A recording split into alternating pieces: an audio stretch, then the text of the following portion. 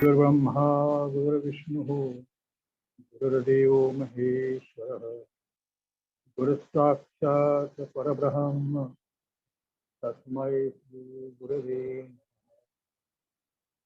नमस्कार.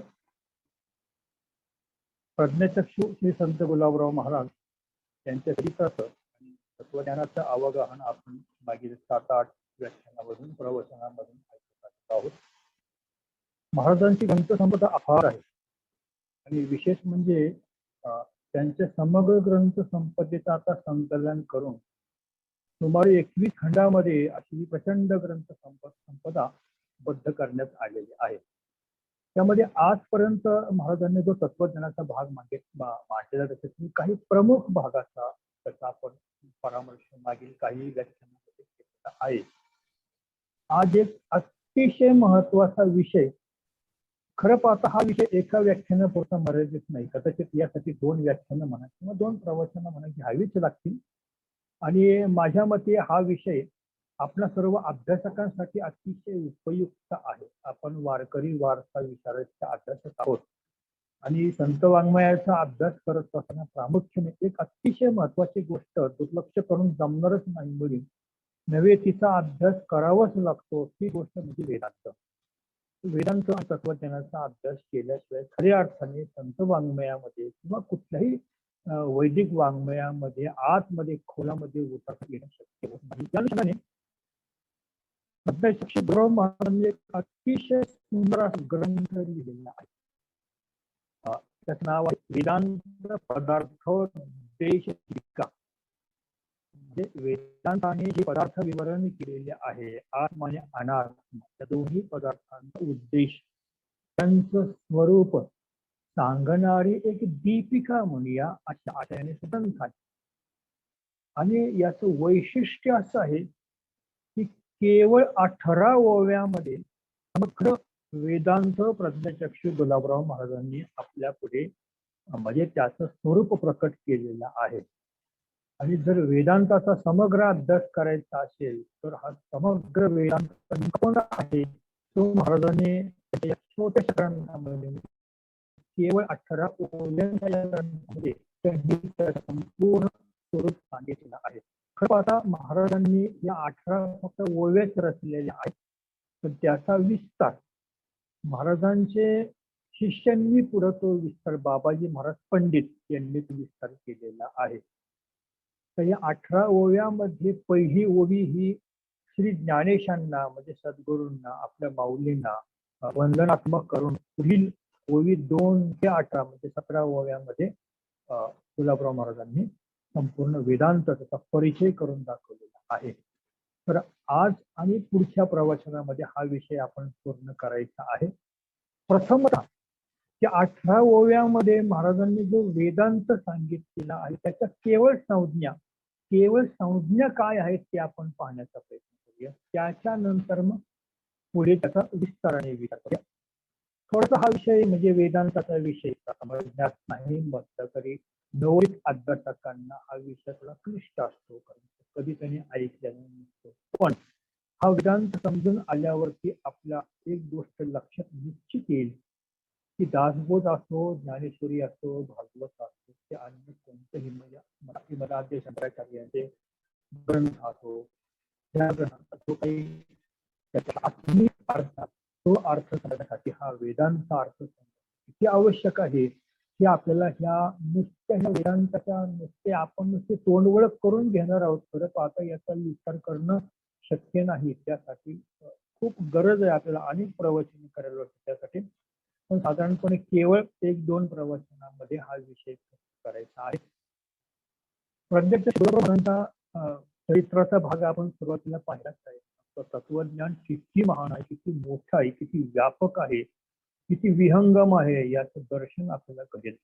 आणि म्हणून थोडीशी खंत व्यक्त करण्यात आली आहे की प्रज्ञाचक्षु गुलाबराव महाराजांच्या या वाङ्मयाकडं आपला हा म्हणजे विद्वज्जन म्हणा, अभ्यासू वर्ग म्हणा अजून का वळला नाही ही थोडी खंत व्यक्त करण्याची गोष्ट आहे. पण आता आपण ती दूर करूया आणि आपल्या ह्या वारकरी वार्ता विचाराच्या व्यासपीठावरून प्रज्ञाचक्षु गुलाबराव महाराजांच्या या वाङ्मय संपदेचा जितकं होईल तितका परिचय करून घेण्याचा आपण प्रयत्न करूया. तर ज्या 18 ओव्या आहेत त्या ओव्यामध्ये पहिली ओवी मंगलाचरणाची आहे. काय म्हटलंय ओवीमध्ये? महाराज म्हणतात, ओम नमोजी ज्ञानेश्वरा पूर्ण ब्रह्म विश्वंभरा गणेश शारदा गुरु संतारा शिष्य रक्षका ज्ञानी. इथे ज्ञानेश्वर महाराजांचे म्हणजे प्रज्ञाचक्षु गुलाबराव महाराज हे स्वतःला ज्ञानेश कन्या म्हणून घेत असत. म्हणजे ज्ञानदेव हेच त्यांचे माता, ज्ञानदेव हेच त्यांचे पिता. ते ज्ञानेश्वर महाराज हे पूर्ण ब्रह्म आहे, विश्वंभर आहे. गणेश शारदा गुरु संत या रूपाने तेच आहेत. शिष्याचे रक्षण करणारे जनक जननी स्वरूपाने हेच आहे. पूर्ण ब्रह्म विश्वंभर असा हा परमात्मा समजून घ्यायचा. वेदांत सिद्धांताने आवश्यक आहे. म्हणून पुढच्या ज्या ओव्या आहेत त्या पुढच्या ओव्यामध्ये समग्र ओव्या आज होणं शक्य नाही, पण त्या ओव्यामध्ये क्रमशः वेदांताचा परिचय कसा करून गेलाय. तर आता फक्त आपण नुसत्या विषयांची ज्याला आपण संज्ञा कन्सेप्ट फक्त आता उच्चार करायचा आहे आणि नंतर त्याचा विस्तार करायचा. बघा हा मोठा विचार मांडलाय महाराजांनी. म्हणजे एकंदर 65 संज्ञा मांडलेल्या आहेत वेदांतातल्या आणि त्या प्रत्येक संज्ञांचे मोठे विभाग आहेत, जे उपप्रकार आहेत. उपप्रकार धरले ते जवळजवळ 250 उपप्रकार होतात. एवढा मोठा वेदांताचा आवाका आणि वेदांत विषयाचं संकलन आपल्याला अन्य पुस्तक पाहायला मिळतात. किंबहुना ज्याला वेदांताचा खरंच समग्र अभ्यास करायचा असेल त्यांनी वैशिष्ट्य असं की इथे जे 267 प्रकार किंवा मुख्य 65 प्रकार जे वेदांताचे सांगितले ते सगळ्याचं सगळं चिंतन महाराजांच्या इतर अन्य वाङ्मयामध्ये आपल्याला शोधून सापडतं. त्याचा अभ्यास करता येतो. तर आता अधिक न बोलता आपण पहिल्या म्हणजे ओळीमध्ये क्रमशः कोणकोणते आलेले आहेत. इथे मी ओव्या वाचत नाही, फक्त ज्या काही महत्वाच्या संज्ञा आहेत त्या संज्ञांची नावं आणि त्यांचे उपप्रकार हे आधी सांगत आहे. सुरुवातीला महाराज वेदांतातला महत्वाचा असा जो सिद्धांत आहे त्याला अध्यारोप आणि अपवाद म्हणतात त्याविषयी सांगतात. ओवी क्रमांक 2 आणि 3 मध्ये त्यांनी अध्यारोप म्हणजे काय आणि अपवाद म्हणजे काय हे सांगितलंय. ओवी क्रमांक 4 मध्ये त्यांनी सांगितले अज्ञानाचे 2 प्रकार आहेत. अज्ञानाचे अज्ञान त्याचे 2 प्रकार आहेत. समष्टी अज्ञान आणि दुसरं व्यष्टी अज्ञान. प्रपंचाचे 2 प्रकार सांगितले. एक बाह्य प्रपंच, दुसरा अंतःप्रपंच. शरीरही 2 प्रकारचं सांगितलं. स्थूल शरीर आणि सूक्ष्म शरीर. स्थूल शरीराला विराट शरीर म्हणतात आणि सूक्ष्म शरीराला हिरण्यगर्भ आणि लिंग शरीर म्हणतात. पुढे ओवी क्रमांक 5. ओवी क्रमांक 5 मध्ये प्रथम त्यांनी चतुर्विध योनी 4 प्रकारची योनी सांगितली. जरायुज, अंडज, बुद्धिज आणि ज्याला आपण स्वेदज म्हणतो त्याला महाराजांनी संशोधक असं म्हटलेलं आहे. 2 प्रकारचे परिणाम सांगितले. एक सर्व विकृत परिणाम, दुसरा अर्धविकृत परिणाम. 2 प्रकारचे विवर्त लक्षण सांगितलेले आहे. पहिले लक्षण अध्यस्त विवर्त, दुसरं लक्षण अनध्यस्त विवर्त. 4 प्रकारची मते मांडलेली आहेत. द्वैत मत, विशिष्टाद्वैत मत, शुद्धाद्वैत मत आणि पुढे ओवी क्रमांक 6. ओवी क्रमांक 6 मध्ये वेदांताचा विषय अज्ञान शक्ती. अज्ञानाच्या 2 शक्ती आहेत. पहिली म्हणजे आवरण. आवरण म्हणजे असत्वापादक आवरण आणि अभानापादक आवरण. पुढे दुसरी शक्ती सांगितली विक्षेप. ही विक्षेप शक्ती मलयुक्त आणि अमलयुक्त अशा. तिसरे संशय सांगितले. 2 संशय सांगितले. वाच्यक संशय आणि वाचकगत संशय. नंतर पुढे असंभावना दोन सांगितलेले आहेत, प्रमाण असंभावना आणि प्रमेय असंभावना. मोक्ष दोन प्रकारचा सांगितलेला आहे, अनर्थ निवृत्त रूप मोक्ष आणि परमानंद प्राप्ती मोक्ष. गोबी क्रमांक 6 विषयाचे क्रमवर्ग सांगितले 13 विषय आहे. पुढे ओवी क्रमांक 7 मध्ये 14वा विषय सुरू होतो, तो म्हणजे विपरीत भावना. हे दोन प्रकारचे आहेत, शब्दरूप विपरीत भावना आणि अर्थरूप विपरीत भावना. पुढे ते 15वा विषय येतो प्रज्ञा. प्रज्ञा दोन प्रकारची, स्थित प्रज्ञा आणि दुसरी अस्थित प्रज्ञा. 16वा विषय येतो विवेचन. दोन प्रकारचे विवेचन, साधनरूप विवेचन ज्याच्यामध्ये विवेक, वैराग्य, क्षमा आणि मोक्ष, आणि दुसरं विवेचन साधनरूप विवेक ज्याच्यामध्ये व्यतिरेक आणि अन्वय. 17वा विषय येतो समाधी. समाधीचे दोन आणि भावनारूप म्हणजे योगाची. ही भावनारूप योगाची समाधी दोन प्रकार आहेत, संप्रज्ञात आणि असंप्रज्ञात. आता संप्रज्ञात मध्ये सवितर्क, सविचार, आनंद, तास्मित ही संप्रज्ञात समाधीचे प्रकार. आणि असंप्रज्ञात समाधी, त्यानंतर संविद्रूप नावाची वेदांताची समाधी. तिच्यातही दोन प्रकार, दृश्यानुविद्ध म्हणजे बाह्य आणि आंतर, शब्दानुविद्ध पाहिल्यानंतर वेदांताची समाधी. इथे 17 विषय ओळी क्रमांक 8 होतो. त्यामध्ये ब्रह्मावस्था 18 वर्ष. ब्रह्मावस्था मात्र 3 म्हणजे कोणती?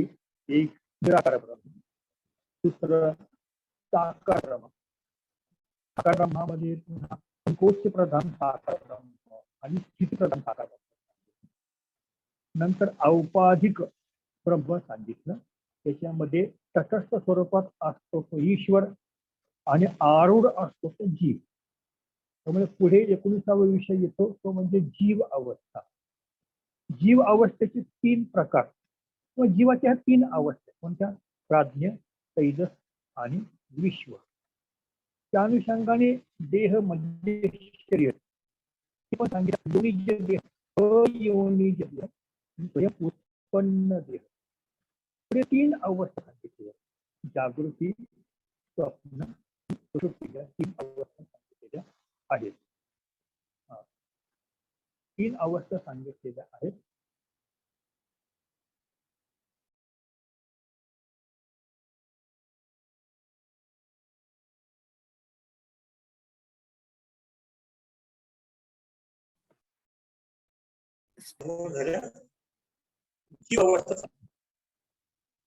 अवस्था 3 सांगितलेल्या आहेत, जागृती, स्वप्न, सुषुप्ती, या 3 अवस्था.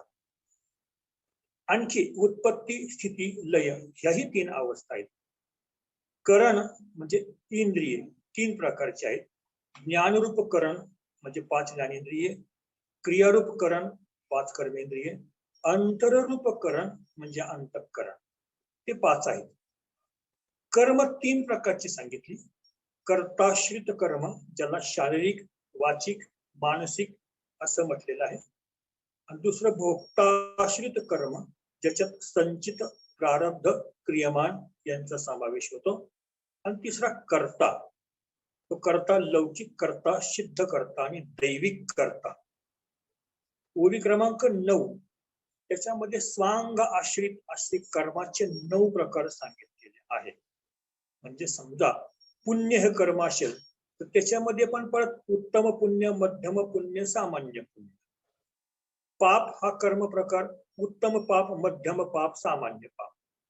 मिश्र कर्म उत्तम, मध्यम, कनिष्ठ. अशा प्रकारे 3 प्रमाणे 9 प्रकार झाले. प्रतिबंध 4 प्रकारचे अडथळे सांगितलेले. भूत प्रतिबंध, वर्तमान प्रतिबंध, भावी प्रतिबंध आणि प्रवृत्ती प्रतिबंध. पुढे क्रमांक 10 विषय येतो 26 क्रमाने. त्याच्या 3 प्रकारचे संबंध सांगितलेले. हे संबंध कोणते? संयोग संबंध, समवाय संबंध तादात्म्य संबंध. त्रिविध ताप सांगितले 27वा मुद्दा, त्रिविध ताप. त्याच्यात आध्यात्मिक ताप हे 4 प्रकारचे सांगितले. म्हणजे महाराजांनी हे 4 प्रकारचे सांगितले. शारीरिक ताप, ऐंद्रिक ताप, वायवीय ताप आणि मानसिक ताप. तिसरा येतो आधिभौतिक ताप, दुसरा आधिभौतिक ताप आणि तिसरा आधिदैविक ताप. आधिदैविक तापाचे 2 प्रकार, ऐहिक आणि आमुष्किक. 28वा मुद्दा येतो चिन्निरोध. महाराजांनी त्याला चिन्निरोध म्हटलेले. हा अधिभूत, अधिदैव आणि अध्यात्म हा 3 प्रकारचा आहे. पुढे 2 प्रकारचे कारण सांगितलेले, उपादान कारण आणि निमित्त कारण. उपादान कारणाचे पुन्हा 3 प्रकार, आरंभक, परिणामी, विवर्तक. आणि निमित्त कारणाचे 2 प्रकार, दृष्ट निमित्त आणि अदृष्ट निमित्त. पुढील क्रमांक 11 मध्ये 30वा मुद्दा येतो. तिथे 3 परिच्छेद सांगितलेले, म्हणजे देश परिच्छेद, काल परिच्छेद आणि वस्तू परिच्छेद. देश परिच्छेदाचे पुन्हा प्रकार पाडलेले आहेत. अधिष्ठान रूप देश परिच्छेद, आधार रूप, विजन रूप. काल परिच्छेदाचे 3 प्रकार, अतीत, वर्तमान, अनागत. वस्तू परिच्छेदामध्ये सुद्धा दृश्यरूप असलेला वस्तू परिच्छेद आणि गुणरूप असलेला वस्तू परिच्छेद. दृश्यरूप वस्तू परिच्छेदामध्ये 3 शक्ती सांगितलेल्या आहेत, द्रव्य शक्ती, क्रियाशक्ती, इच्छाशक्ती. आणि गुणरूप परिच्छेदामध्ये सत्व, रज, तम हे 3 गुण. आणि त्रिपुटी, पुटीमध्ये 3च मुख्य पुटी आहेत, त्या म्हणजे ज्ञाता, ज्ञान, ज्ञेय. 32वा विषय येतो अंतरंग साधन. हे अंतरंग साधन 3 प्रकारचं करायला सांगितलेलं आहे, श्रवण, मनन, निधिध्यासन. यासाठी वाक्य सांगितलेले आहेत. 2 प्रकारे वाक्याचे, एक अवांतर वाक्य आणि दुसरी महावाक्य. नंतर वृत्ती येतात. वृत्ती ह्या महावाक्याशीत अशा 3 वृत्ती आहेत. त्यातली पहिली शक्तिवृत्ती, ती रूढी आणि योग या 2 प्रकारच्या असते. दुसरी लक्षणावृत्ती, जहर, अजहर, जहराजहर. आणि चौथी लक्षित, असे 4 प्रकारचे आहेत. चौथी गौणी वृत्ती, असे 4 वृत्ती झाल्या. पुढे वासना 3 प्रकारच्या सांगितलेल्या आहेत, देह वासना, लोक वासना आणि शास्त्र वासना. पुढे ओवी 12 येते. ओवी 12 मध्ये 3 प्रकारचे लोक किंवा जग, भूरलोक, भुवरलोक, स्वरलोक सांगितले. पुढे बाध वृत्ती 3 प्रकारचे भेद सांगितलेले आहेत, संशय, असंभावना आणि विपरीत भावना. नंतर भावना 3 प्रकारच्या भावना सांगितल्या. लौकिक भावना, त्याच्यामध्ये निकृष्ट आणि श्रोतीय हे 2 प्रकार आहेत. दुसरी दैविक भावना. तिसरी जिज्ञासा नावाची भावना, जी मंद, तीव्र, तीव्रतर अशा प्रकारची जिज्ञासा असते. पुढे ओवी क्रमांक 13 मध्ये महावाक्याला येणारे 16 प्रतिबंध सांगितलेले आहेत. ते 16 प्रतिबंध म्हणजे तत्त्वम असे या महावाक्याचे 16 प्रतिबंध सांगताना त्यातील तत् पदार्थाचे 5, त्वम पदार्थाचे 5, अशी पदार्थाचे 5, हे 15 आणि सर्वांचा मिळून 1 होतो असे 16 प्रतिबंध महावाक्याला येतात. हे 16 प्रतिबंध दूर केल्याशिवाय महावाक्याने, तत्वमसी महावाक्याच्या चिंतनाने तसं ज्ञान होणं शक्य नाही. पुढे अविद्या. अविद्या 2 प्रकारची, मूल अविद्या, तिला मूलाविद्या म्हणतात, आणि तूल अविद्या, तिला तुलाविद्या म्हणतात. अविद्या आली म्हणजे अध्यास आला. हा अध्यास 2 प्रकारचा, एक कार्याध्यास, दुसरा कारणाध्यास. पुढे तत्सामग्री पंचविध सांगितलेली आहे. या अध्यासाची, अविद्याने अध्यासाची सामग्री सांगताना ती पंचविध सामग्री आहे. कोणती? वस्तुज्ञान संस्कार, प्रमातृ दोष, प्रमाण दोष, प्रमेय दोष आणि विशेष ज्ञान. नंतर भेद सांगितले. भेद 2 प्रकारचे आहेत, श्रुती निराकृत भेद आणि युक्ती निराकृत भेद. ओवी 14 मध्ये 44वा विषय सुरू होतो.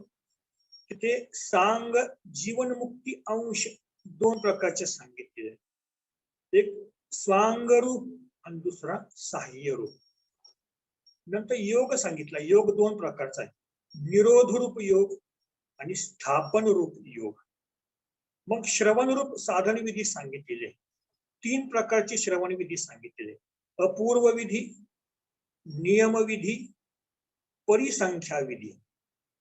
पुढे त्या दृष्टीने तीन प्रकारचे अधिकारी सांगितले, कनिष्ठ अधिकारी, मध्यम अधिकारी, उत्तम अधिकारी. पुढे ओवी 15, ओवी 15 मध्ये सिद्ध सांगितले. सिद्ध हे दोन प्रकारचे सिद्ध, सिद्धी, सिद्धी दोन प्रकारच्या सिद्धी, संयमजन्य सिद्धी आणि संस्कारजन्य सिद्धी. संस्कार दोन प्रकारचे आहेत, साक्षी स्थानापन्न संस्कार आणि विषय स्थानापन्न संस्कार.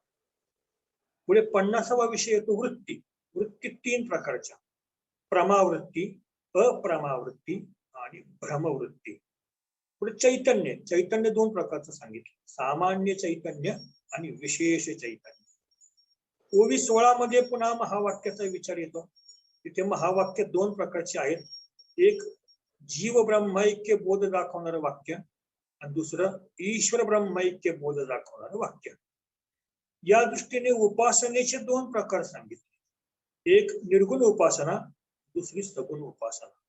गुरु मात्र एकच प्रकारचं सांगितलं, गुरु अनेक नसतात, गुरु एकविध असतात. संकेत तो पण एकविध असतो.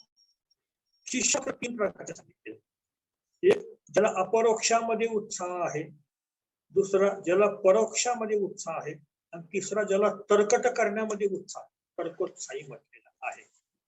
पुढे ओवी क्रमांक 17 यामध्ये 57वा विषय येतो, प्रवृत्ती. 5 किंवा 6 अशा पण म्हटलेले. कोणत्या प्रवृत्ती? विषय, संशय, पूर्व पक्ष, उत्तर पक्ष, प्रयोजन. अनुबंध चार प्रकारचे, प्रयोजन, अभिधेय, संबंध आणि अधिकारी. पुढे ख्याती. 6 प्रकारच्या ख्याती वर्णलेल्या आहेत, सत्ख्याती, असत्ख्याती, आत्मख्याती, अन्यथा ख्याती, आख्याती आणि अनिर्वचनीय ख्याती. उत्पत्ती दोन प्रकारची आहे, एक युगपत उत्पत्ती आणि दुसरी क्रमिक उत्पत्ती. निवृत्ती दोन प्रकारची, लयरूप निवृत्ती आणि कल्पित निवृत्ती. 61 प्रकार झाले सांगून संज्ञा. शेवटची म्हणजे 18वी ओवी. 18व्या ओवीमध्ये शेवट करताना महाराजांनी शास्त्र चिंतन दोन प्रकारे करायला सांगितले, एक निर्धार रूप शास्त्र चिंतन आणि अभ्यास रूप शास्त्र चिंतन. त्याला अनुषंगिक 6 परिचय आहेत. ते परिचय असे आहेत, स्वरूप विधेयत्व, अन्यथा निषेधत्व, ऐकत्व, न्यूनता, आश्वासन आणि सर्वकारित्व. पुढे 4 प्रकारचे उपसाद सांगितलेले आहेत, दृष्टांत, करण, साधन, शेवट 5 येतो. पंचक म्हटलेलं आहे. यातला कोणत्या मार्गाने जीव शिवाकडे अग्रेसर होऊ शकतो? एक पिपीलिका मार्ग, दुसरा कपी मार्ग, तिसरा शेष मार्ग, चौथा विहंगम मार्ग आणि 5वा दीन मार्ग. 65 या संज्ञा आहेत वेदांत परिचय करून घेताना, आणि ते उपप्रकार जवळजवळ 237 आहेत. आता आपण केवळ या संज्ञा वाचून काढल्या, म्हणजे वेदांत परिचय करून घेत असताना महाराजांनी वेदांत सांगितला म्हणजे नेमकं काय सांगितलं, तर केवळ त्या संज्ञांचा नुसता आपण परिचय करून घेतला, फक्त नामोल्लेख केला, वाचन केलेलं आहे. आता प्रत्यक्ष एक एक संज्ञेचा विचार करत करत आपल्याला पुढे जायचं आहे. तर आपण प्रथम पुन्हा पहिल्या ओवीवरती येऊ. पहिल्या ओवीवरती मंगलाचरण केलेलं आहे, आणि कोणताही ग्रंथ सिद्ध करत असताना त्याला मंगलाचरणाची आवश्यकता असते. आता गुलाबराव महाराज हे माऊलींच्या कन्या असं स्वतःला म्हणून घेत असल्यामुळे ते माझे माता पिता ज्ञानेश्वर महाराजच आहेत अशा आशयाने ते पूर्ण ब्रह्म विश्वंभर माऊलींना वंदन करताना पहिल्या ओवीमध्ये म्हणतात, ओम नमोजी ज्ञानेश्वरा, पूर्ण ब्रह्म विश्वंभरा, गणेश शारदा गुरु संताकारा, सत्शिष्य रक्षका जनक जननी अर्थ आपण यापूर्वी पाहिलेला आहेच. आता ओवी 2 पासून या वेदांताचा परिचय, त्याच्या संज्ञांचा परिचय द्यायला आता सुरुवात केली जात आहे. ओवी दुसरी आता मी वाचतोय. ओवी दुसरी अशी आहे. अध्यारोपापवादे करून होय प्रपंचाचे भान पूर्वाचार्य दर्शित संज्ञा प्रकरण बालबोधार्थ रचितो मी. म्हणजे ओवी 2 आणि 3 मिळून एक विषय सांगितलेला आहे. अध्यारोप आणि अपवाद म्हणजे काय.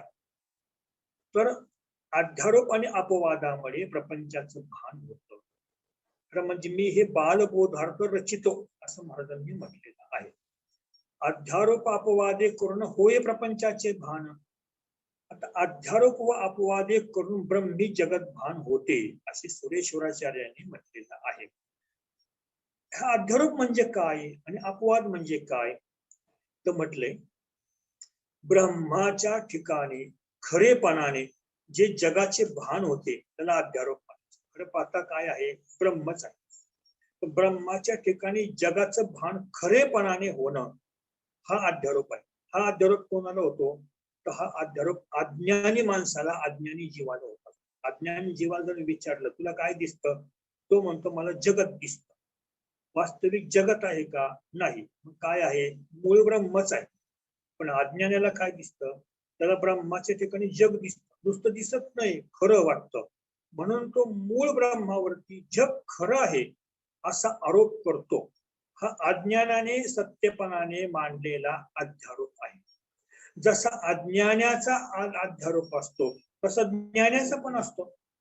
आता जो ज्ञानी आहे, ज्याला ब्रह्मज्ञान झालेलं आहे, त्याला पण जग दिसत नाही का, दिसतं. पण तो काय म्हणतो, मला जग दिसतंय परंतु खरं पाहता मला ब्रह्म हे कळले आता. आणि जग हे त्याच्यावरचं खोटं आवरण आहे. म्हणजे जग दोघांनाही दिसते. जग अज्ञानाला पण दिसते आणि जग ज्ञानाला पण दिसतं. अज्ञानी सुद्धा जग आहे म्हणतो, ज्ञानी पण जग आहे म्हणतो. पण अज्ञानाला जग खरं वाटतं, ब्रह्म खरं वाटत नाही.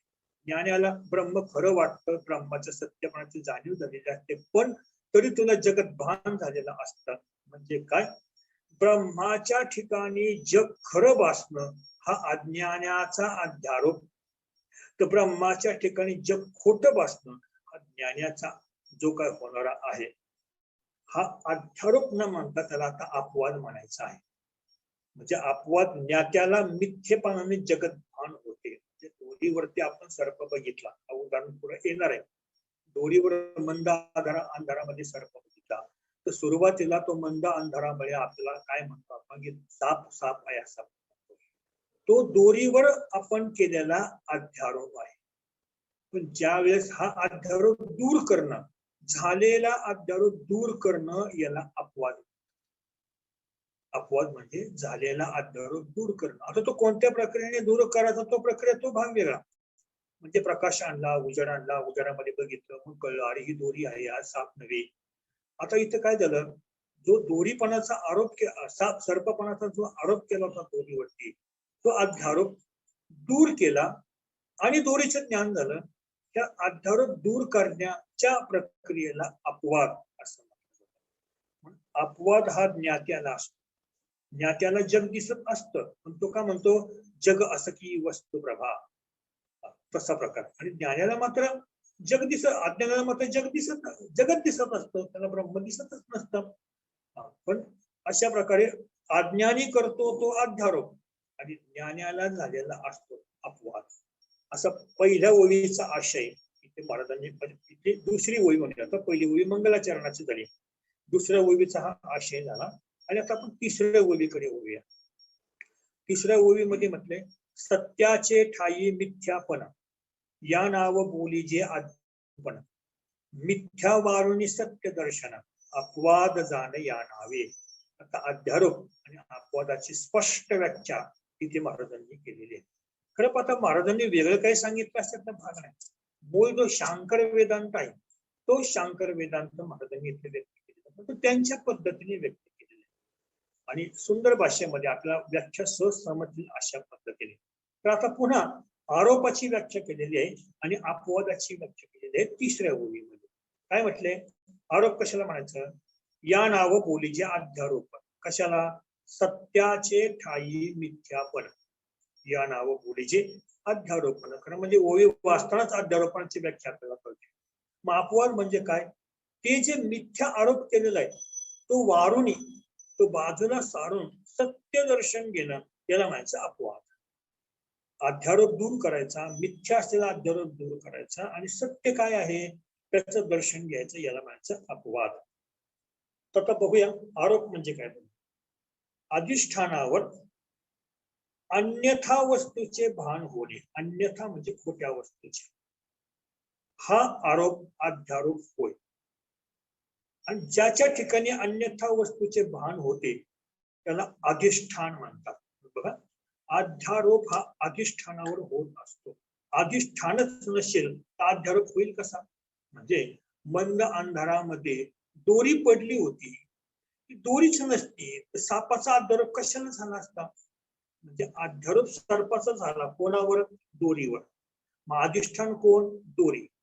आणि मग त्याच्यावरती आरोप झालेला, आरोप कोणावर झाला? दोरीवरती झाला. अधिष्ठानावरती अध्यास होत असतो आणि त्या अध्यासाचा केलेला आरोप म्हणजे अध्यारोप.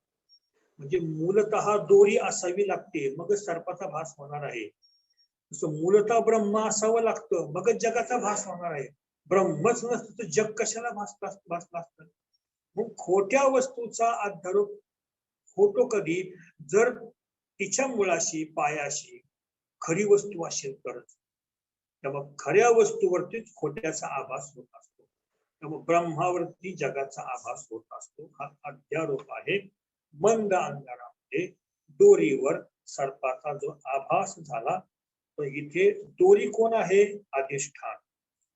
आणि सर्प कोण ठरला? त्याच्यावरचा अध्यास ठरला म्हणजे अध्यारोप ठरला. आता अपवाद करायचा आहे. कशाचा? झालेल्या हा जो भास झाला ना, साप दिसते, साप दिसते, साप दिसल्यामुळे घाबरला, अगदी म्हणजे छातीत धडधड वाढली, हातपाय थरथर कापू लागले, तोंडाला कोरड पडले, ओरडू लागला मोठ्याने, प्रचंड घाबरला, घामाघूम झाला वगैरे, हे सगळी लक्षणं झालेले. आता हा अध्यारोप दूर करायचा आहे. आता कशाने दूर करायचा? तर मुळात हा अध्यारोप झाला कशाने? अज्ञानाने. दूर कशाने करायचा? ज्ञानाने. तुकाराम म्हणलं का अभंगात, करी या तिमिराचा नाश उदय होवनी प्रकाश, तोरी आशा पाश करी वास उदय. आशा पाश किंवा तिमीर, अज्ञान रूपी तिमीर, त्याच्यामुळेच मला ह्या जगाचा, जगदरूपी सर्पाचा भास दिसतोय. हे वस्तुतः हे जगत ब्रह्मरूपच आहे, परंतु ते आम्हाला भासलेलं आहे, भासमान आहे सर्व. पण जोपर्यंत अज्ञान आहे तोपर्यंत तो भास खरा वाटत असतो, वास्तव वाटत असतो. दोरीवर तो साप दोरी आहे याचं ज्ञानच नसल्यामुळं हा सापच आहे, हा सापच आहे, हा भास खरा वाटत असतो. आता उदय होवनी प्रकाश म्हणजे ज्ञानाचा प्रकाश तिथे येणे आवश्यक आहे. तसं दोरीवर साप आहे की नाही हे कळण्यासाठी उजेड आणावा लागतो, काहीतरी म्हणजे टॉर्च, बॅटरी, कंटेल, काहीतरी का होईना तो प्रकाश आणावा लागतो आणि मग आपण पाहतो आणि मग लक्षात येतं अरे ही दोरी आहे, हा साप नव्हता. म्हणजे आता काय झालं, त्या प्रकाशाने काय केलं, आधी दिसणारा जो सापपणाचा जो अध्यास झाला होता, जो दोरीवर अध्यारोप केला होता तो दूर झाला. ते दूर होणं आणि मूळ सत्य वस्तूचं ज्ञान होणं याला अपवाद. दोन गोष्टी घडतात बघा. प्रकाश आणला की पहिली गोष्ट घडते, अरे हा साप नाही. आणि दुसरी गोष्ट घडते, अरे ही दोरी आहे. म्हणजे साप नाही आणि दोरी आहे. असत्य दूर केलं, साप नाही, अध्यारोप दूर केलं आणि दोरी आहे, इथं अपवाद सिद्ध झाला. तसं जग नाही मग ब्रह्म आहे, अशा प्रकारे ज्ञान प्रकाशाने हा अध्यारोप अपवाद सिद्ध होत असतो. इथे ओवी क्रमांक 3 चे विश्लेषण पूर्ण झालेलं आहे. आता ओवी क्रमांक 4 मध्ये येऊ आपण. ओवी क्रमांक 4 मध्ये 2 प्रकारे अज्ञान, द्विविध प्रपंच जाण, स्थूल सूक्ष्म शरीरे 2, हे एक 2 प्रकारे. काय म्हटले चौथ्या ओळीमध्ये? 2 प्रकारे अज्ञान जाणं. अज्ञानाचे 2 प्रकार सांगितले. कोणते ते पाहू आपण. द्विविध प्रपंच जाण, प्रपंच 2 प्रकारचा सांगितलेला आहे. शरीर 2च प्रकारचे सांगितलं तिथे, स्थूल सूक्ष्म शरीरे 2. ते एक दो प्रकार आहेत. त्या प्रत्येकाचे पुन्हा दोन प्रकार, म्हणजे स्थूल शरीराचेही दोन प्रकार, सूक्ष्म शरीराचे दोन प्रकार, एवढे विषय या ओबी क्रमांक 4 मध्ये आलेले आहेत.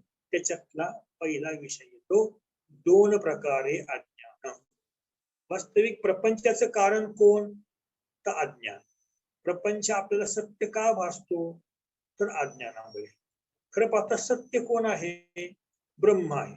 पण अज्ञानामुळे सत्य कोण वाटतंय?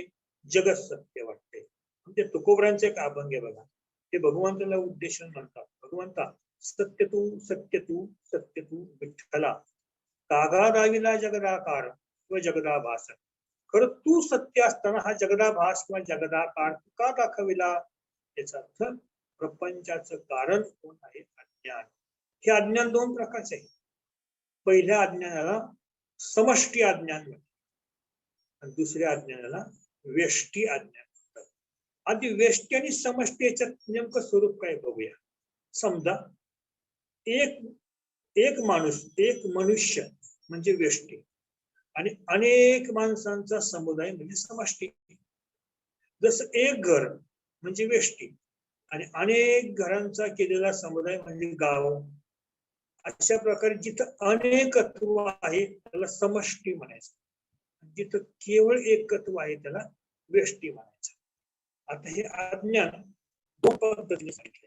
प्रत्येक लक्ष ठेवायचं की अज्ञान कोणाचं कारण आहे? प्रपंचाचं कारण आहे.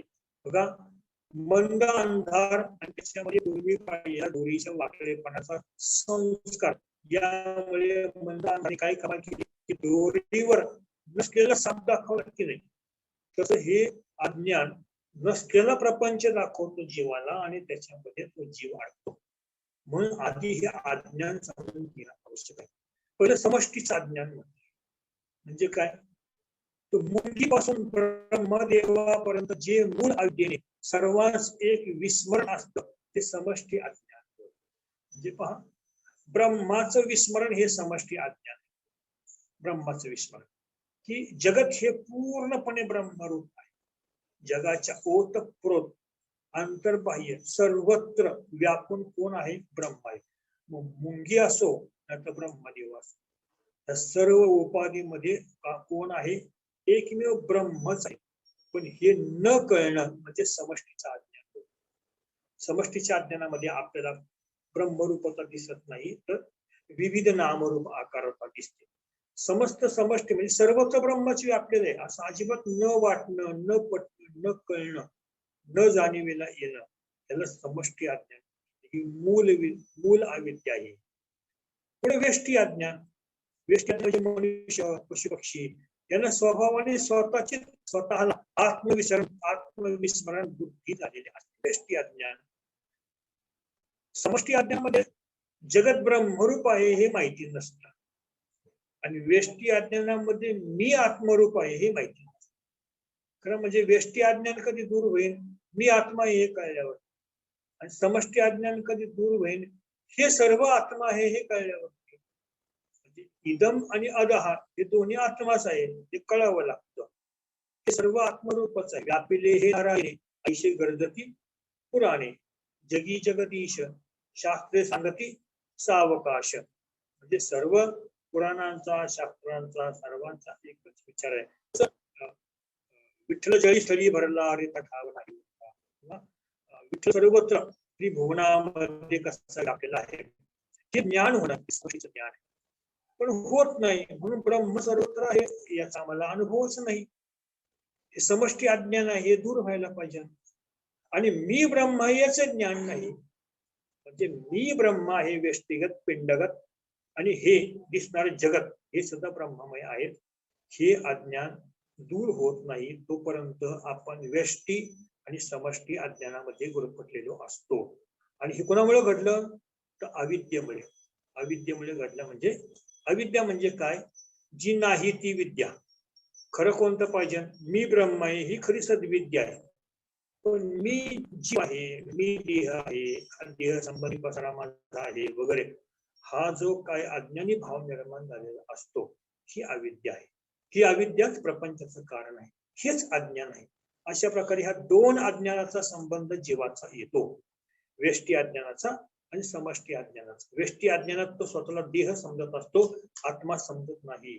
आणि समष्टी अज्ञानामध्ये आपल्या भोवती हे सर्व जगत दृश्यमान आहे असं तो समजत असतो, परंतु सर्वत्र अंतर्बाह्य विश्वामध्ये परब्रह्म व्यापलेला आहे हे मात्र त्याला कळत नसतं. म्हणून हे अज्ञानाचे दोन प्रकार सांगितले. आता पुढे काय म्हटले? दोन प्रकारे अज्ञान. ओळी बघा.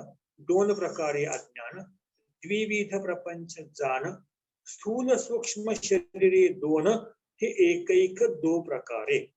पुढील वेळेस ह्या ओव्यांची मी आपल्या पाठावरती PDF पाठवेन आणि आपल्या समोर त्या ओव्या राहू द्या, म्हणजे त्याप्रमाणे आपल्याला वाचायला समजून घ्यायला बरं पडेल.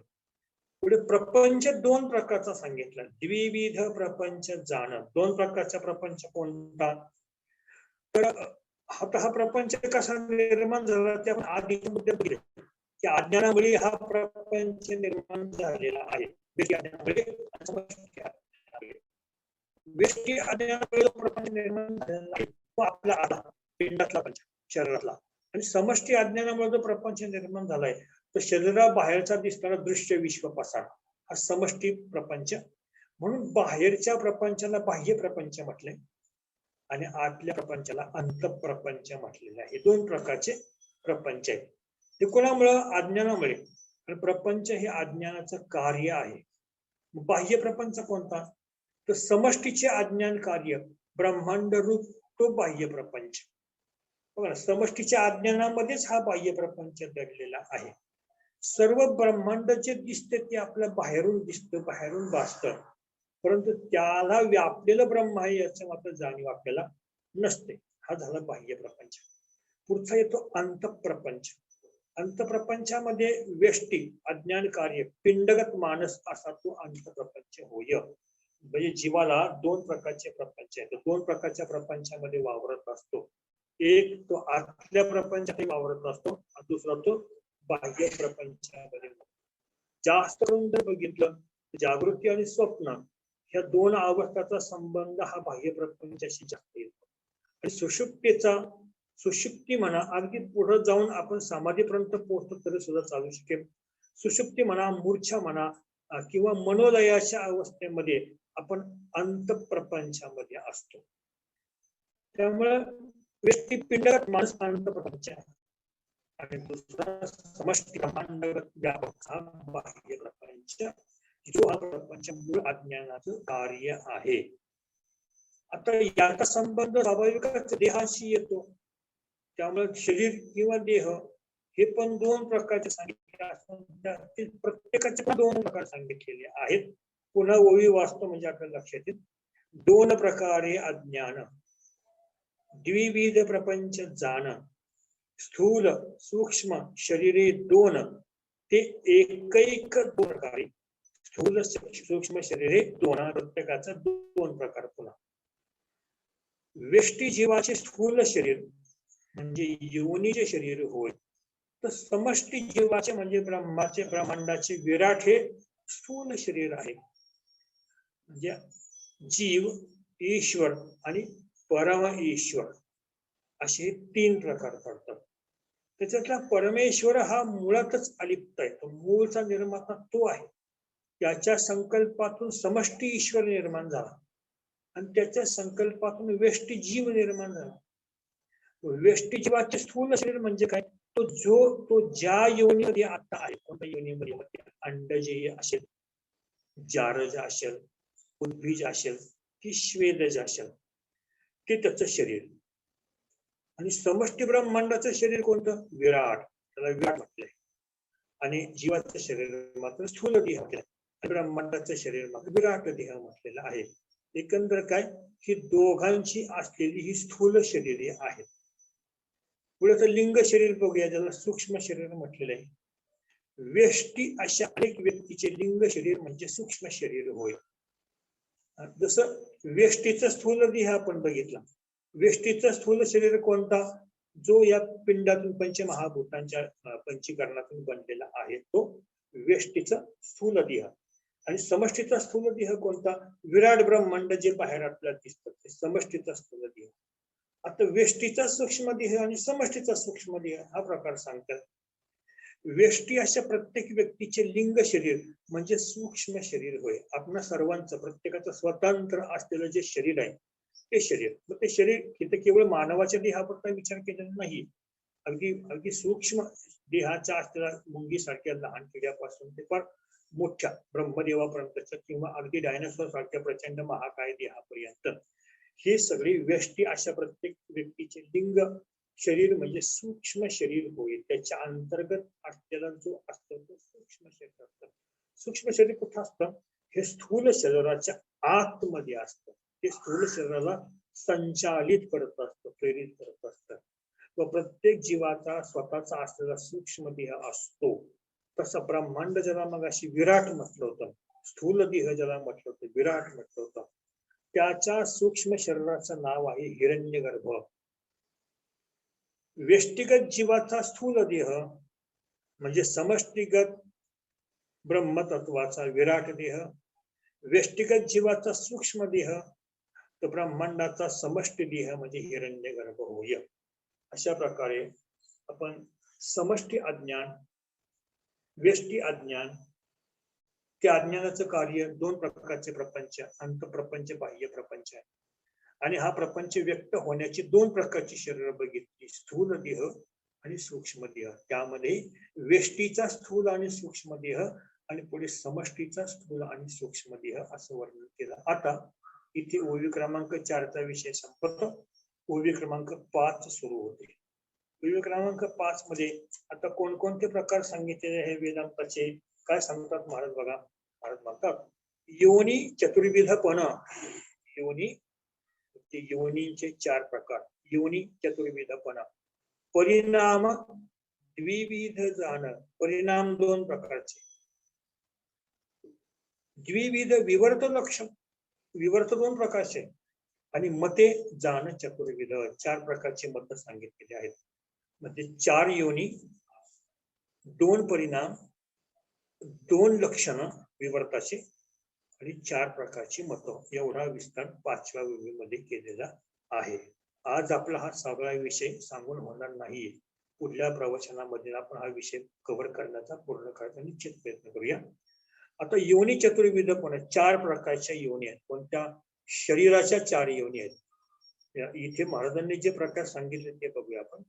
जरायुज, जरा म्हणजे जार, त्वचेने व्यापलेले, जार कर्मातून जन्मलेले, स्त्री पुरुष किंवा नरमादी यांच्या संयोगातून, जार कर्मातून, मैथुन कर्मातून जन्मलेले जेवढे प्राणी आहेत ते सगळे जरायुज यामध्ये बसतात. म्हणजे इथे केवळ मनुष्यच नव्हे तर कुत्रा, मांजर, गाढव हे सुद्धा जरायुज मध्ये येतील.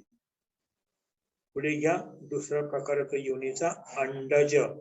अंड्यातून जन्मलेले, कासव असेल, मासा असेल, पक्षी असेल, साप असेल, हे अंड्यातून जन्मलेले आहेत, अंडज. अंडज योनी म्हणतात त्याला. उद्भिज, उगवून आलेले, जमिनीतून फुटून वर आलेले, गवत असेल, वेली असतील, झाडे असतील, उगवून आलेले धान्य असतील, हे उद्भिज नावाचे योनीतले आहेत. आणि 4था स्वेदज किंवा संशोजक. स्वेदज म्हणजे पाण्यातून जन्मलेले, द्रव पदार्थातून जन्मलेले सर्व कीटक प्रकार आहे, ते पाण्यातून जन्मतात. इतकंच काय, आपण जर 10 दिवस आंघोळ नाही केली तर आपल्या केसातून जो घाम येतो त्या घामातून सुद्धा उवा लिखा जन्माला येतात. हे सुद्धा स्वेदजच आहे. ज म्हणजे जन्मलेले, स्वेदातून. अंड्यातून ज जन्मलेले, अंड ज. जार कर्मातून जन्मलेले, चार ज असा प्रकार आहे. उद्भिज, उगवून आलेले. हे 4 योनी बघितल्या म्हणजे संसाराचा, प्रपंचाचा विस्तार कसा होत आहे बघा. 4 योनी 84 लक्ष. या 4 योनी किंवा खाणी म्हणून येते. योनी जरी म्हटलं असलं तर खरं पाहिजे त्या खाणी आहेत आणि 84 लक्ष योनी असा तो विभागलेला भाग आहे. एवढा प्रचंड मोठा जीव विस्तार, जीव वैविध्य या प्रपंचामध्ये, सृष्टीमध्ये आपल्याला पाहायला मिळतो. आणि सगळ्यांना मोक्ष प्राप्त करून घ्यायचा आहे. मनुष्य देहात आल्यावरती मोक्षाचा अधिकार सांगितलेला आहे. बाकीच्या देहामध्ये मोक्षाचा अधिकार नाही. जरी बाकीच्या देहातले जीव हे मोक्षाचे अधिकारी असले ते जोपर्यंत ते मनुष्य देहामध्ये येत नाहीत तोपर्यंत त्यांना मोक्षाचा अधिकार प्राप्त करता येणार नाही. इतका मनुष्य देह श्रेष्ठ सांगितलेला आहे. मनुष्य देह ऐसा निध साधिल ते साधे सिद्ध करुणी प्रबोध संत पाड उतरले. याच देही घडे देवाचे भजन आणि कहे ज्ञान नाही कुठे. इतका मनुष्य देह म्हणजे जाड योनीतला मनुष्य देह इतका श्रेष्ठ सांगण्यात आलेला आहे की तोच फक्त त्या देहातला जीव आत्मानात्म विचार विवेक करू शकतो. असं पुढे जाऊया आपण. परिणाम दोन प्रकारचे सांगितले. एक म्हणजे सर्व विकृत परिणाम आणि दुसरा अर्धविकृत परिणाम. बघा, सर्व विकृत परिणाम म्हणजे काय? कार्य होऊन पुन्हा कार्यात न मिळणारा. व्याख्या बघा, कार्य होऊन पुन्हा कार्यात न मिळणारा म्हणजे दुधाचे दही झाल्यावरती दह्याचं पुन्हा दूध होत नाही. कार्य होऊन पुन्हा कार्यात न मिळणारा त्याला सर्व विकृत परिणाम म्हणतात. पुढचा येतो अर्धविकृत परिणाम.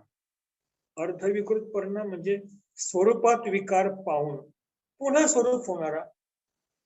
आता जसं दुधाचं दही झालं म्हणजे दुधात विकार पावला त्याचं दही झालं पुन्हा त्याचा विकार नाही होणार कारण हा सर्व विकृत परिणाम आहे.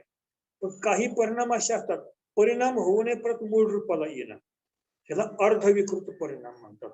स्वरूपात विकार पाहून पुन्हा स्वरूप होणारा.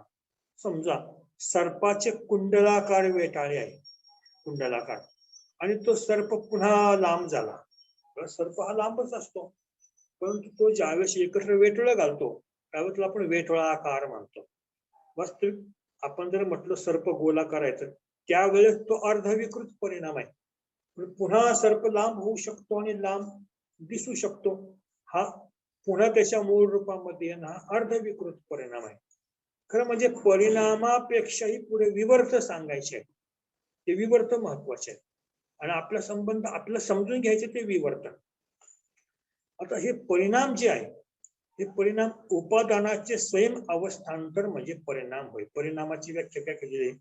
उपादानाचे स्वयं अवस्थांतर म्हणजे परिणाम होय. आता हे उपादान काय आहे? उपादान कारण आणि निमित्त कारण अशी दोन कारणे आहेत. परिणाम पावणं म्हणजे काय? जे मूळ उपादान होतं त्याच्या अवस्था बदलणं. जे मातीचं मडकं झालं म्हणजे मातीची अवस्था बदलली. वस्तुता माती कुठे मूळ वस्तू आहे तीच आहे. मूळ वस्तू तीच आहे परंतु भ्रमाने अज्ञानाने आपल्याला ती वेगळी दिसते. विवर्तन. मूळ वस्तूत फरक पडलेला नाही. मूळ वस्तू आहे तीच आहे. म्हणजे दोरीचा साप बनला असता गोष्ट वेगळी. तसं नाही, दोरी दोरीच आहे. भ्रमामुळे आपल्याला काय साप दिसतो. अधिष्ठानावर असलेलं विवर्तन. पण अनंत असं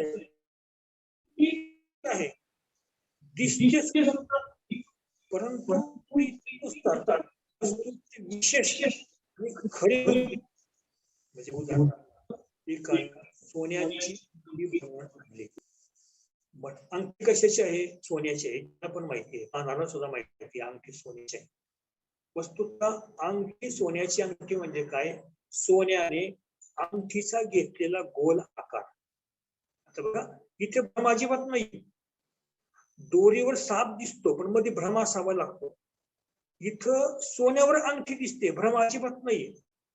ज्या वेळेस त्याला माहिती असतं ही सोन्याची अंगठी आहे म्हणून, तिथं जर त्याला माहिती नसतं हे सोनं आहे तर ती अंगठी हरवल्यावर चोरीला गेल्यावर तो धैर्य का करतो, कंप्लेंट का करतो? मग किंवा तुला खरं का वाटतं अंगठी मोडायला गेल्यावरती हे सोनं आहे हे त्याला मनात पक्क असते की नाही? म्हणजे अंगठी सोन्याची आहेच पण तरी सुद्धा प्रेम कशावरती आहे? त्या अंगठीच्या नामरूपावरती आहे, सोन्यावरती नाहीये प्रेम. म्हणजे सोन्याच्या आकारावर प्रेम असून सोन्याने अंगठीचं सुंदर रूप धारण केलेलं आहे म्हणून अनध्यस्त विवर्ताची व्याख्या केलेली आहे.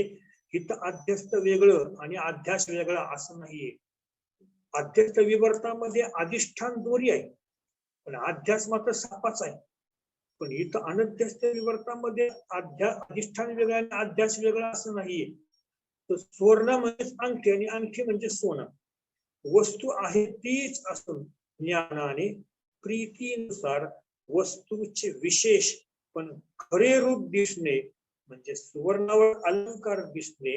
आतून मात्र नक्की माहिती असतं की सोनच आहे, पण प्रेम असतं सोन्याने धारण केलेल्या अंगठीरूपी आकारावरती. त्याला अनध्यस्त विवर्त म्हटलेलं आहे. आता पुढची 4 प्रकारची मतं आपण बघू आणि आपण थांबूया. 4 प्रकारची मतं आहेत. ही मतं अर्थात ब्रह्म प्रतिपादन करणारी ही मत आहे. जीव, जगत आणि जगदीश्वर यांच्याविषयी मांडणारी ही मत आहेत. द्वैत मत आहे, विशिष्टाद्वैत मत आहे, शुद्धाद्वैत मत आहे आणि केवलाद्वैत मत आहे.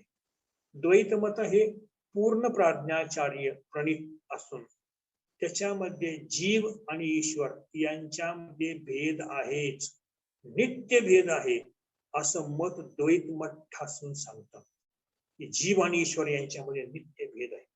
खरं पाहतो ह्या द्वैताद्वैतामध्ये भांडण नाहीत बरं, ते आपण उगीच चुकीने समजतो, तसं नाहीये. तर ज्यावेळेस द्वैत मत मांडण्याची खरंच गरज होती त्यावेळेस जीव आणि ईश्वर याच्यामध्ये भेद आहे सांगणं आवश्यक होतं, म्हणून त्या वेळेच्या आचार्यांनी द्वैत मत मांडलेलं आहे. जीव आणि ईश्वर याच्यामध्ये भेद. पुढे आणखी प्रगती होत गेली किंवा विचार बदलत गेले. विशिष्टाद्वैत मत जे रामानुजाचार्यांनी मांडलेलं आहे त्याच्यामध्ये काय म्हटलंय, जीव, जगत आणि ईश्वर हे तिन्ही ब्रह्म आहे असं म्हटलेलं आहे. ईश्वर शक्ती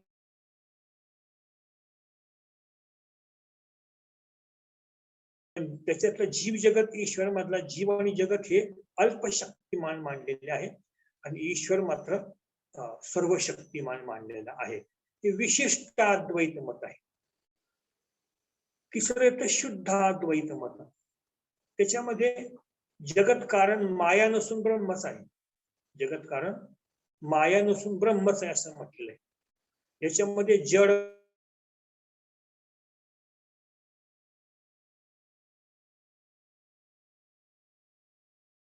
नंतर की जड असो, जीव असो, ईश्वर असो, हे 3 प्रकार आहेत आणि ते सगळे गोपाळ कृष्ण रूप आहेत.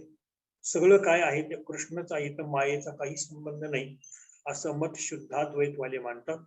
आणि केवल अद्वैत ज्याच्यामध्ये आपण शांकर अद्वैत म्हणतो, शांकर अद्वैतामध्ये माया नाही, ब्रह्म आहे, तरी सुद्धा मायेच्या साह्याने मायेचा करायचा असतो, म्हणून अज्ञान अवस्था असेपर्यंत माया मानावी लागते आणि ज्ञान अवस्थेमध्ये मग मायाचा आपोआप निराश होत असतो. म्हणून केवलाद्वैताचं वाक्य आहे आदिगुरु शंकराचं सांगतात, ब्रह्म सत्यं जगत् मिथ्या जीवो ब्रह्म इव नापरः. इथपर्यंत आपण वेदांत पदार्थोपदेश दीपिका अर्थात वेदांत परिचय या दृष्टिकोनातून प्रज्ञाचक्षु श्री गुलाबराव महाराज यांच्या ग्रंथाचा थोडक्यात ओळख करून घेतली आहे. वस्तुतः ही केवळ ओळख आहे, याचा सखोल अभ्यास साधकांनी अभ्यासकांनी करायचा आहे. केवळ वेदांत म्हणजे काय आहे हे तरी कळावं या उद्देशाने या ओव्यांचा संज्ञांचा आपण विचार केलेला आहे. सुमारे 5 ओव्या संपलेल्या, अजून 11-12 ओव्या शिल्लक आहेत. त्याच्यातील सगळा विस्तार आपण पुढील प्रवाचनामध्ये, पुढील व्याख्यानामध्ये पाहण्याचा प्रयत्न करूया. इथे मी माझी प्रवचन सेवा समर्पित करत आहे, समाप्त करत आहे. आता विश्वात्मके देवी येणे वाग्यज्ञे तोषावे तोषानी मजद्यावे असाय दान जे खळांची व्यंकटी सांडो तया सत्कर्मी रतिवाडो भूता परस्परे पडो मैत्र जीवाचे दुरितांचे तिमिर जाओ विश्वसधर्म सूर्य पाहू जो जे वांछिल तो ते लाभो प्राणी जा वर्षत सकळ मंगळी ईश्वर निष्ठांची मांदियाळी अनवरत भूमंडळी भेट तू भूता चला कल्पतरूंचे आरव चेतना चिंतामणींचे गाव बोलते जे अर्णव पियुषाचे चंद्रमेचे अलांछन मार्तंडचे तापहीन ते सर्वांही सदा सज्जन सोयरे होतु किंबहुना सर्व सुखी पूर्ण होनी तिन्ही लोकी भजी जो आदि पुरुखी अखंडित आणि ग्रंथोपजीवी विशेषी लोकी दृष्टा दृष्ट विजये होवावेजी येथ म्हणे श्री विश्वेश्वराव हा होईल दान पसावो येणेवरे ज्ञानदेवो सुखिया दाना सुखिया दाना सुखिया